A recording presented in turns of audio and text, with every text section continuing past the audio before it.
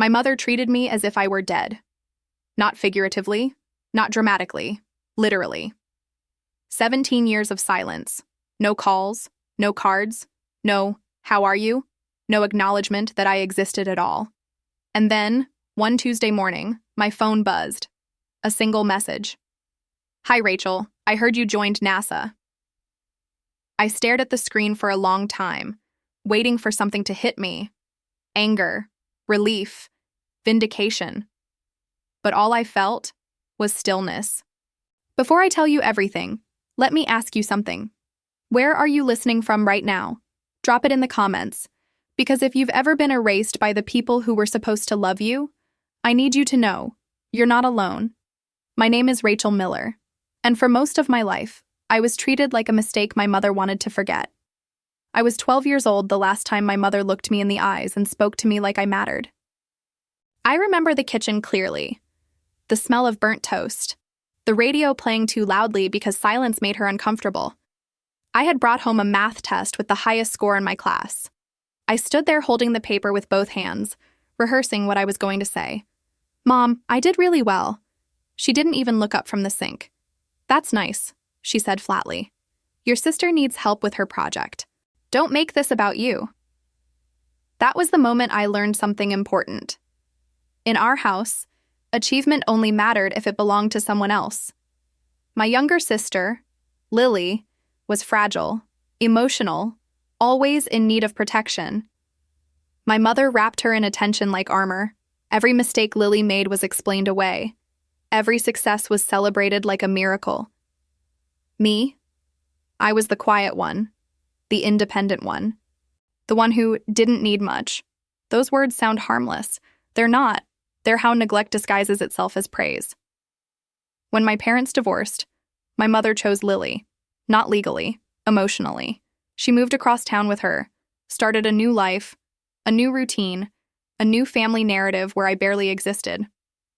I stayed with my father, a man who tried his best but didn't know how to bridge the gap my mother deliberately widened. He worked long hours.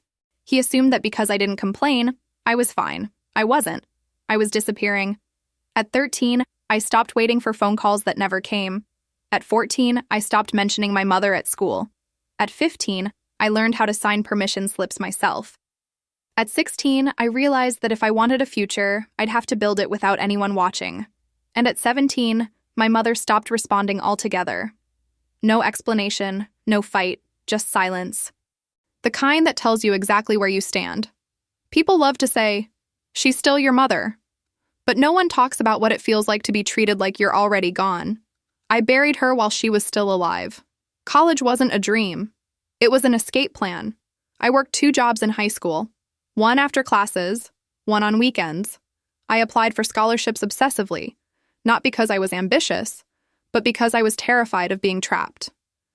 When the acceptance letter came, I didn't tell my mother. She wouldn't have cared.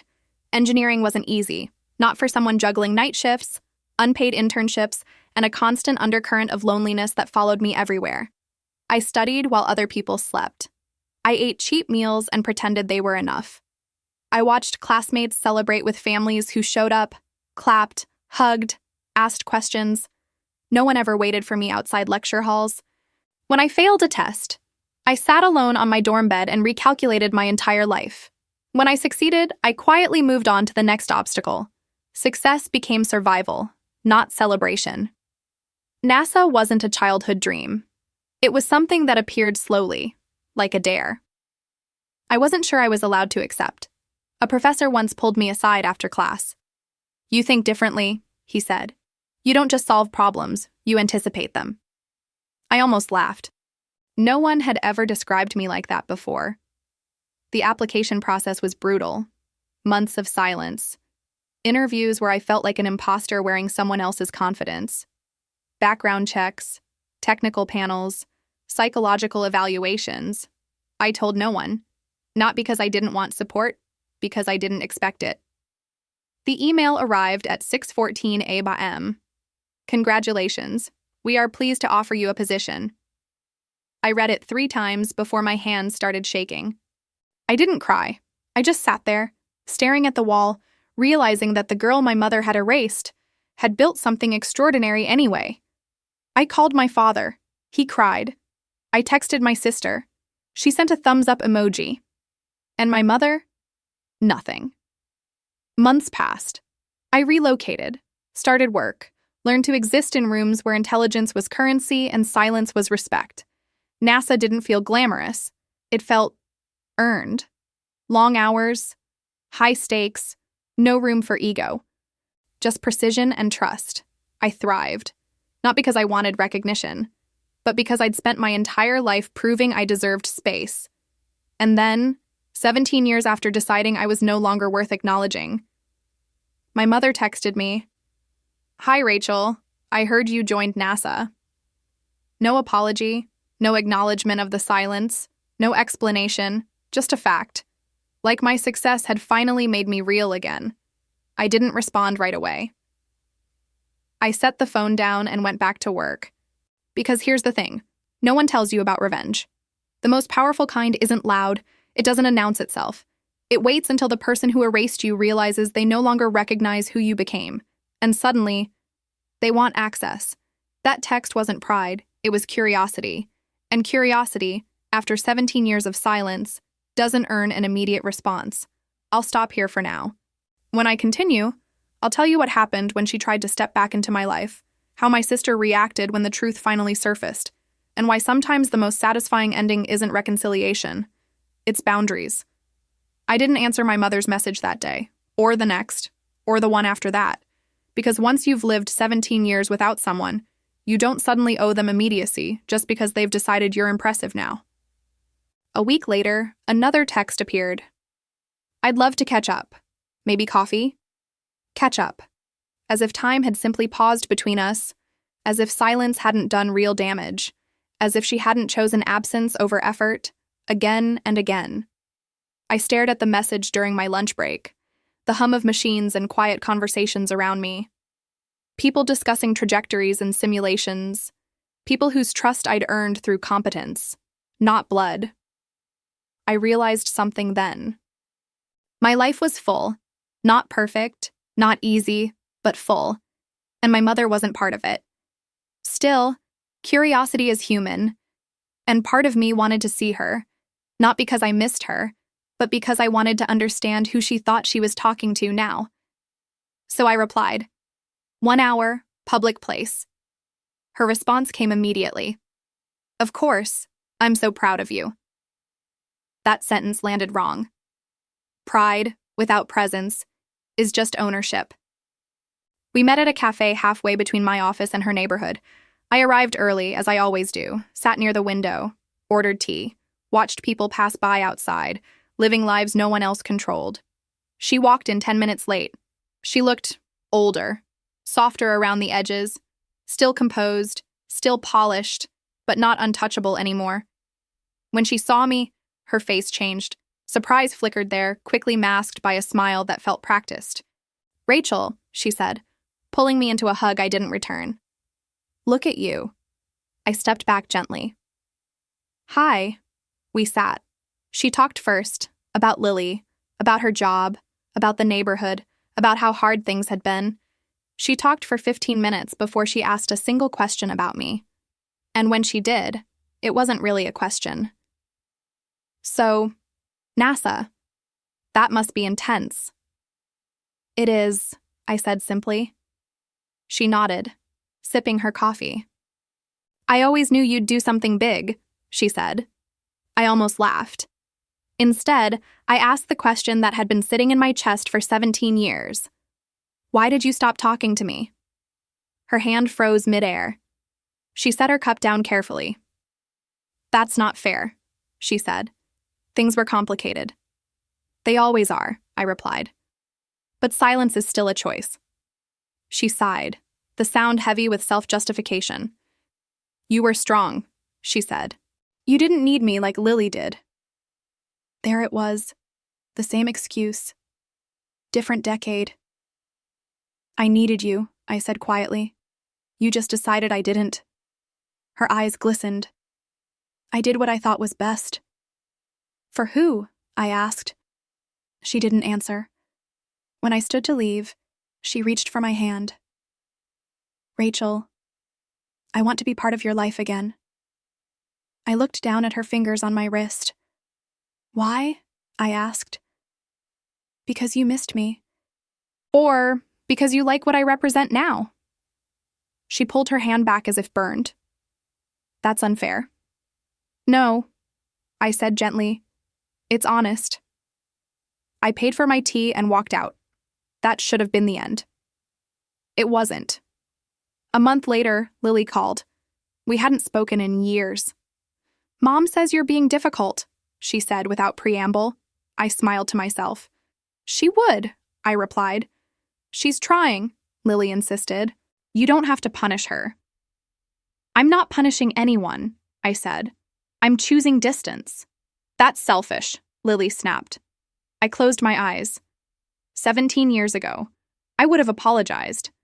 I've been selfish my whole life, I said calmly, just not in ways that benefited me. She hung up on me. The final attempt came unexpectedly. A letter, handwritten, from my mother. She wrote about regret, about mistakes, about wanting forgiveness before it was too late. I read it slowly, carefully, and for the first time, I didn't feel angry. I felt resolved. I wrote back, not with accusations, not with bitterness, but with boundaries. I told her I wished her peace, that I accepted her limitations, that I no longer needed explanations, and that I wasn't reopening a door she had closed for nearly 2 decades. I ended the letter with one sentence. I built my life without you. Please respect it. I didn't hear from her again, and that was okay. Because here's what 17 years of silence taught me. Love that arrives only after success isn't love. Recognition that comes after achievement isn't care. And family that sees you only when you shine never really saw you at all. I still work at NASA. I still sit in rooms where decisions matter. But now, when I go home at night, there's no ache waiting for me. No unfinished conversation. No unanswered hope. Just quiet. The good kind. If you're listening to this and wondering whether walking away makes you cruel, it doesn't. Sometimes it makes you free. And if the people who erased you only remember you once the world applauds, let them watch from a distance. You didn't disappear. You survived. You became. And you never owed them your return.